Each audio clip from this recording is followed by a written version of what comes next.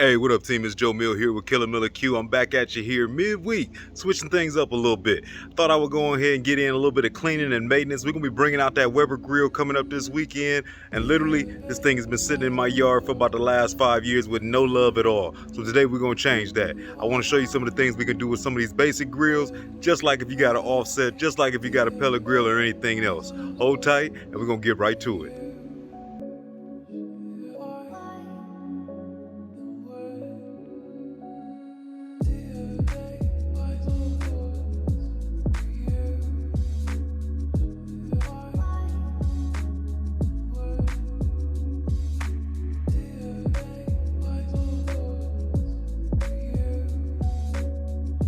Alright, team, I want to give you the old walk around. First things first, we're going to jump right into this old grill. So I want to kind of look at what we're looking at. Now, first off, the first thing I want to say is respect to this old Weber. This has been sitting literally right over there in the corner of my yard, no cover on, for at least 5 years. And truthfully, I think the majority of this is just kind of a little bit of dirt and some grease and a lot of cosmetic. But overall, this thing been holding like a champ, man. So we're gonna get this baby cleaned up today. There's my insides. More times than not, since you always see me on the Lone Star, pellet grill, Blackstone, whatever. A lot of times I'm using this when I just start my fires and kind of get I sit this over here and take this rack out when I'm using my charcoal chimney as another place just to kind of contain everything so it's not blowing around my yard. I'm in Arizona, so it's pretty dry. Be careful with some of that stuff, them sparks. But we're gonna get this baby cleaned out. I don't think it's gonna be too bad, and we're gonna make this a quick video to show you how to get your grill together. So we're gonna pretty much go from inside, outside, top to bottom. I'm gonna get this lid off. First thing that I do, and I'm not somebody that goes too crazy on my grates, I let the fire do most of the work. I'm gonna brush these down hardcore. Got my good scraper. It's got a nice little sharper end too. But basically, I'm gonna go ahead and scrape these down on both sides. I'll flip it over and do the exact same thing just to get rid of any extra residue on the food. And I'm gonna do the same thing with the grate underneath. And then I do that first to make sure that we get all of this crap right down there to the bottom. I won't make it too loud, so hold on. One layer down, just wanted to bring you back so you can see what it looked like. Like I said, I don't go too crazy on the grates, but basically the only thing I did was use the, the brush it down real good. You can see now it kind of get a little stainless steel look back over there. I'm gonna hit these up hardcore with a hot flame on the back end once we kind of get everything cleaned up, and that'll really get everything screaming nice and clean. And then other than that, I flipped it over and did the exact same thing on the opposite side, scrape it, and also brush it down hard. So this one's good. I'm gonna knock down the one directly under it next. There it is. This one was easy. You don't really got no food or nothing on there, so really I'm just knocking off of any buildup or corrosion, or if you had like a rust or anything like that going on. Mine's actually looking pretty good. Maybe a slight warp to it, but really, man, for 5+ years sitting outside, lots of good burns, this thing looks pretty much good. Pretty solid. Brushed off both sides, scraped it down, ready to go. All right, so we got the grates out the way. Now we get to the good stuff. Already had the holes open there at the bottom the whole time because pretty much I wanted things to kind of fall back in here. I'm gonna kind of start to, actually I want to do the lid. If you look at the bottom of my lid, mine doesn't look too bad, but you start to get some of that buildup along the way. Really, you can see some there. There we go. Some of that flaking. I want to get rid of that. Now, some people like completely getting their grill back to brand new damn near. They'll have this inside looking shiny enough to see their reflection. There's some more of that stuff that I want to scrape off. But for myself, I'm really working to just get rid of some of this. I believe it's creosote, whatever it is. I don't want this stuff flaking back into my food. This is the nasty stuff. But we've worked hard to get the seasoning in here, to get some of that flavor, to get some of that smoke, to get this thing where it's got a little flavor to it automatically. I don't want to lose all that just because I want to get the grill cleaned out. I'm just trying to get rid of anything that's going to end up flaming up on me, coming out dirty, or giving a nasty taste to my meat. So I'm going to flip that lid over. I'm going to scrape it out with, I got a different scraper I'll show you in a second. It's more rounded. It'll be able to kind of work better on that surface. And then reason I want to do that lid first so I can dump that in here. Then when I clean out everything in here, we're going straight down, we're going straight out, and then that'll all be taken care of. Hold up. Alright, I wanted to bring you back only to see a little something. This, remember, this is the first deep cleaning I done did on this thing, man. I'll tell you, Weber, y'all did your job as far as making sure you built me something that was respectful. 5+ years in the game, this thing ain't looking that bad. Maybe I just didn't do enough cooking, even though I definitely cook, but I don't do all the time on a charcoal grill. I got some options. But one way or another, in this hot sun, this thing's held up great. But I just want to show you a technique I just used. I wanted to sit this down, but I don't want to ruin my top by putting it on something that's going to scrape the backside or something like that. I brought it over here to the grass. Pretty much this was the scraper I was talking about that I actually was able to kind of use. A lot easier for me to kind of scrub through there. The other thing is I wanted to make sure you get a lot of build up here where, you're touching the grate area where all of the grease kind of comes to the sides. I wanted to make sure I can kind of go around and kind of hit that lip pretty strong. And like I said, for me, this is good. I don't need to get every single thing out of here. I'm not too crazy about it.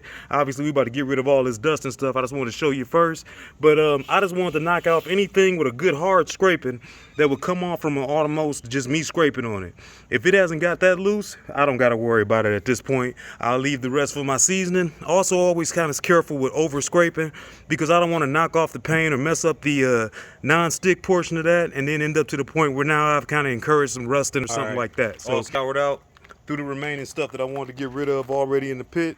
We got the grates down. Now we're looking at the rest of it. Pretty much all I'm about to do is slide the rest of this good stuff through this hole. And I don't got one of the newer, fancier catchers. They kind of got the automatic. I got the old school. So basically all of this ash is gonna fall right here. I'm gonna basically go ahead and pull this off and move it and slide this out the way so I can get it out. And even though I know these are super old ashes, just always good practice. I'll always use the old side ash bucket where I know I put that top on. Anything in there is getting choked out, and that way I'm not throwing it directly into my garbage and making a grease fire, or a chance of a fire down the line. Something might flare up. You'd be surprised how long those coals hold on. So I'm about to start getting the majority of this dust and stuff out of here. We'll look at some of this buildup and some of this grime and stuff, which is normally, again, gonna always collect with your racks in these corners. So we'll do our other attachment down there. It'll be a little bit better. We'll be able to work these corners, scrape everything down, and we'll get everything out of here, and we'll have our inside pretty much clean. All right, we rolling along. We done got most of the stuff out the bottom, all pushed through the middle. I wanted to bring you back as I was starting to come up on areas to keep an eye on. You kind of got these divots right here where the screws are for the legs. So you get some dust or grease that'll kind of settle in that area, or maybe you might get some pockets here. Love this basic scraper. It's got a little something on the edge, along with being able to kind of use the bristles on the actual grill or the grate, and I don't have to worry about damaging my grill or anything like that by going too rough at it with a razor blade or stuff like that. That's some of the stuff I worry about, or ending up with a ton of scratches. This is pretty cool, or I'd rather just scrape it up by just kind of brushing it to death. What I'm coming in on now, as you can kind of see, and it's gonna be a little loud, using that scraper and pretty much getting some of that gunk that you see there that's built up. Like I said, on this grate area, I'm just gonna use this edge and work my way all the way around. And then that's how I'm going to get that top layer of that stuff off. And then that'll be the next kind of thing that I'm kicking down. So I'm about to scrape off these walls, scrape off this grid or this ridge, these walls, that ridge, brush it all down, and we should be pretty much to the point where I'm just getting rid of some ash. All right, a little bit of elbow grease, but we got her home. I've probably been playing with this for about 15 minutes or so. It all kind of comes down to how far you want to go with it. Obviously, this is where a lot of people that like to wash it out or add any type of oven cleaner or something like that. Like I said, you could probably get this thing to the point where it's back shiny looking at you. You can kind of see some of that there.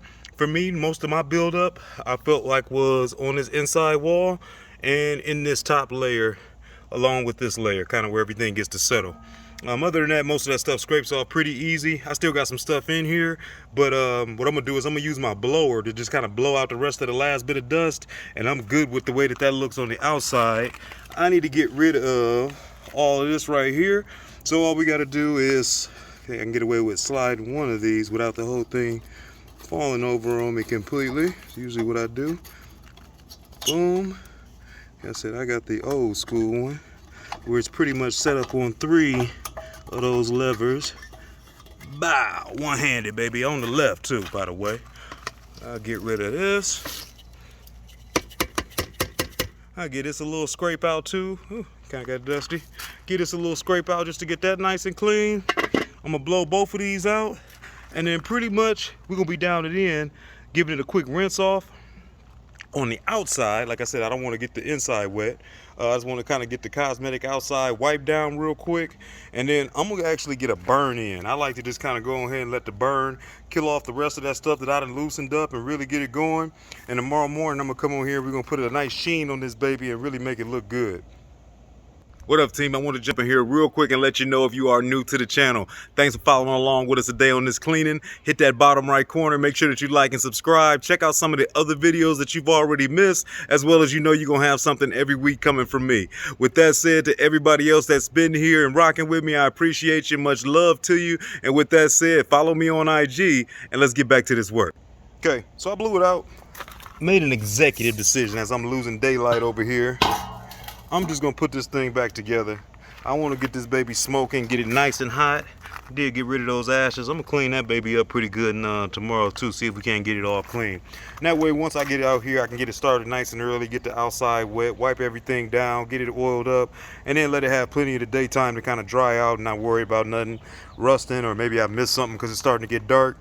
We got nice and clean in here though, so I can tell you what, this thing's gonna probably be blazing in heat. So what I'm finna do is grab my charcoal chimney and we'll get a fire started. I thought I brought you back bring you back for the fun. At the end of the day, I think everybody that barbecue, we probably pyros at heart at some point in life. And I tell you what, just for the quick second to say, if you are still using lighter fluid, obviously to each person's own prerogative, rock out. But I tell you what, man, you can save you a lot of money, make it a little bit healthier by copping you one of these old charcoal chimneys. Nothing special. Every design will probably work just fine. Basically, all it's doing is putting everything straight up and down so you can use that heat from the bottom to keep everything lit on top. What I'll be using is I'll just go with some General Kingford charcoals generally. And one thing, I'll just use the bag. I'll tear the bag as I'm kind of going down, add a little bit of the bag at the bottom. That's a thick bag, so it usually burns up well. If you're in the Midwest, be careful. Sometimes they put plastic in your bag to make sure your bags don't get wet and your charcoal don't get soggy. But from there, you light it, walk away, go grab your drink, go take care of something else. When you come back in about 10-15 minutes, I usually look for a flame coming right out the top. When I can see that, I know we're ready to go. Pour these babies in. You got red hot coals, nice and easy. And there go the bat signal. I'm catching it early in this process because usually a lot of times I'll wait until these coals get really hot and it'll be like a flame on the top, or maybe I've waited too long and they'll dry down. But I want to make sure the majority of this heat I'm gonna keep on the inside. But you can see that flame creeping up. Them coals at the bottom is piping red. So you can kind of see as you peeking in there, and you got some good clean ones on top that ain't even ready yet. So I'm gonna go ahead and pour this out, spread it all around, and then we'll go ahead and get the racks back on there and the top one. These babies hot already. We piled it up first off when we poured it out. I gave it a second just to marry up, make sure those top ones before I spread them out got a little juice. But you see how red hot those are? Like I said, if I wait too much longer, I end up making them die out completely. And I want a majority of this time to go ahead and burn while I'm in here, so I don't got to burn too much fuel. Just want to give me a burn off. When that pit is clean, it burns so hot. Air comes through it and breathes a lot easier. So this will be a good one. I'm gonna throw this rack on, throw the top on. We'll give it a little bit. I'll catch y'all in the morning. All right, next morning, we nice and ashy still, but we'll check out, look at that. Now this is the reason I like to do that burn. You see now, these grates is good to go for me. More than clean enough, and they'll be hot again before I actually cook in it. All I'm about to do is brush this stuff out of there real quick just so it can be nice and clean on the inside. And I want to give it a spray down just to kind of give it all a little bit of love. Keep on with this non-stick going and keep that patina going, or whatever it's called. All right, nice and cleaned out. Got my racks back out and everything. I'm about to start the process of getting this baby crispy. What I'm gonna do is flip this thing over. I'm about to rinse it off real quick, and then with just the basic solution of some Dawn dishwashing liquid, I'll add a little simple green to it just to make sure I got a little something extra to cut on it. I'll grab me a sponge. I'm about to get this whole thing a quick little wipe down and then rinse it back off so I don't leave it all sudsy. And then finally we will dry it off with just a general rag just to kind of get it nice and basic clean. All right, you can peep the technique. So we all turned down, got all my vents closed up on both of these. Just sprayed this thing off real good with the water, knocked off some of that dust. Now I got my soap, dishwashing liquid, and a little bit of simple green. I'm gonna give it a good scrub down. We'll give it another good rinse off, and then we'll dry this thing down. Check it out. Here we go, all cleaned up. I rinsed these babies back off. Like I said, I pretty much just had my little soap and my scouring pad. I was able to kind of go to work. Man, this thing looks pretty damn good. This is the first time, like I said, we're doing actual maintenance on it. So for what that said, I mean, I got a little rust on my screw.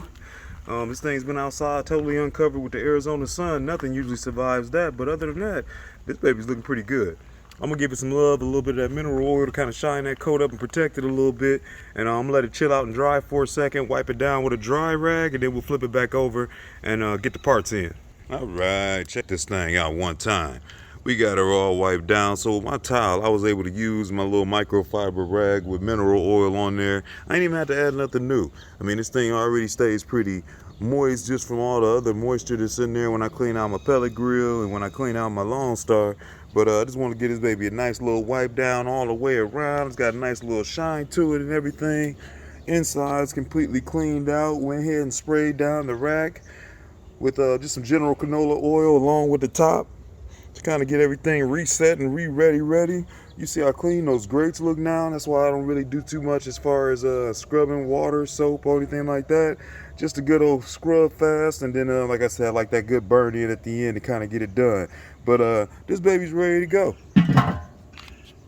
Alright, I know for a fact I probably don't got the best lighting on everything, but I at least want to flip this thing around one time just to let you know I appreciate y'all. Black Smoke Barbecue, Joe Mill here with Killer Miller Q. A lot of good stuff coming at you soon. I'll see you here in a little bit.